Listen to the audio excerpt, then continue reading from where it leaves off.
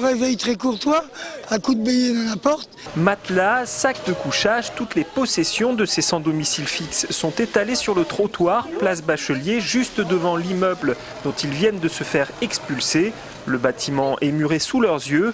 Un peu avant 6 h ce matin, une trentaine de policiers ont fait sortir les 17 SDF qui squattaient ici depuis le 8 janvier. Le préfet a appliqué la loi sans tenir compte du fait qu'on était en négociation avec la mairie pour qu'ils nous mettent dans un autre logement. On avait une promesse, celle d'être prévenu la veille, de manière anticipée.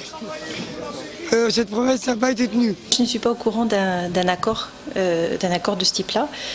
Nous sommes simplement dans l'application d'une décision de justice avec des gens qui étaient occupants sans droit ni titre. L'Armée du Salut, qui est une association caritative, avait besoin de récupérer ce local. C'est une question pour elle pour financer une autre installation. Donc c'était un besoin sur lequel l'association a beaucoup insisté auprès du préfet. La réalisation de travaux dans leurs nouveaux locaux, c'est effectivement l'argument avancé par l'Armée du Salut dans un communiqué de presse pour justifier l'urgence de la vente de leurs anciens locaux. Claude Touchefeu, adjointe à la solidarité de la ville, regrette quant à elle cette expulsion dans un communiqué et met en cause l'État dans l'incapacité de proposer des solutions alternatives. Le collectif SDF Sans Frontières envisage plusieurs actions spectaculaires dans la semaine.